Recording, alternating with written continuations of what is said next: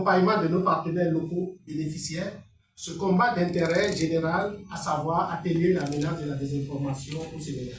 C'est sur ce mot d'engagement que nous voudrions souhaiter plein succès à nos travaux de capitalisation du programme Sénégal atténuer la désinformation. Merci à vous pour avoir répondu positivement à l'invitation aux travaux de cet atelier. Merci pour votre aimable attention. Représentante de la Direction générale des élections, Monsieur le représentant de la Sénat, Monsieur le représentant de la CDP, Monsieur le directeur résident pays, donc du NDI, Madame la représentante de l'INOWAS, Madame la représentante du CORED, distingués participants, Mesdames et Messieurs. C'est avec un réel plaisir que je prends part à cette importante rencontre. Permettez-moi de commencer d'abord par féliciter le NDI pour avoir réussi une mise en œuvre très satisfaisante de ce programme. En effet, si au moment de son lancement, l'on pouvait valablement questionner l'impact que pourrait avoir ce programme, tant ce fléau des temps modernes est préoccupant, à l'heure du blanc, l'on peut affirmer avec force que ce serait regrettable de ne pas dérouler ce programme. Et je pense que les bénéficiaires qui sont dans cette salle aujourd'hui ne diront pas le contraire. Par exemple, le directeur a parlé de représentants qui viennent de Matam, de Saint-Louis, de Thiès et de Kaolack, n'est-ce pas? Donc là, ça montre que vraiment c'est un programme qui a... Le bureau régional de l'ONU et je viens d'arriver aussi il y a à peine quelques mois. Et aussi, c'est un plaisir d'être là en tant qu'ancienne de NDI. Je remercie mon collègue Alain pour cette invitation. Et pour les autres panélistes, c'est vraiment un plaisir, un honneur d'être parmi vous. Et pour tous les journalistes qui sont là, vraiment, vous travaillez dans un secteur qui est devenu tellement complexe dans tous les coins du monde. Je me souviens, et peut-être les autres qui sont plus âgés comme moi, sont âgés comme moi, quand j'étais jeune, et on avait quelques comment dirais-je, télévision, quelques radios. L'information était plus ou moins la même pour tout le monde.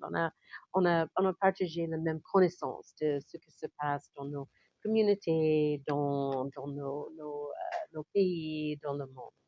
Ça a beaucoup changé. C'est beaucoup différent maintenant avec les médias sociaux, avec vraiment un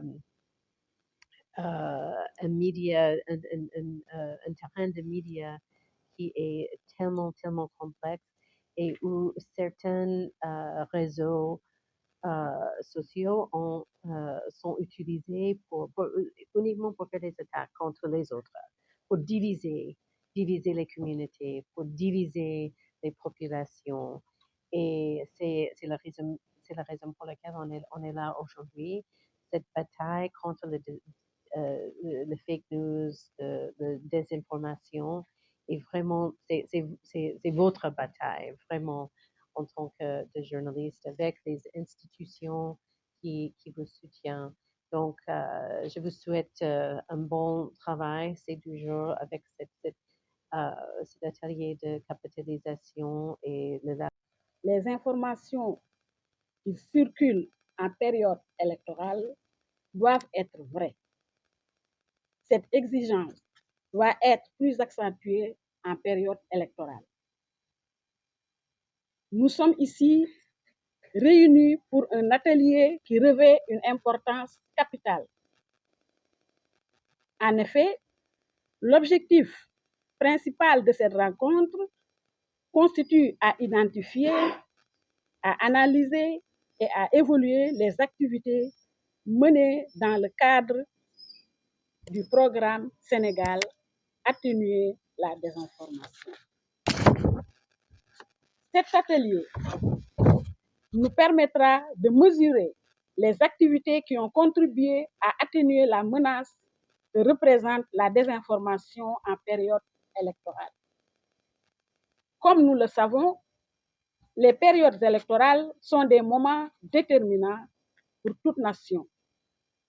Elles constituent un fort moment de la démocratie où chaque citoyen exerce son droit fondamental de choisir ses dirigeants.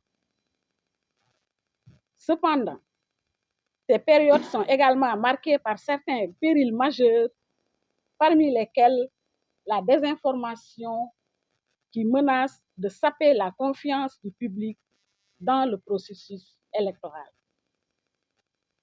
C'est à propos de ce péril que le journaliste Gil Kessman a écrit « Les fake news constituent une arme de guerre moderne ». La désinformation, donc, qu'elle soit intentionnelle ou non, a le pouvoir de déformer la réalité, de semer la confusion et, dans les plus graves cas, de provoquer des tensions sociales. C'est pourquoi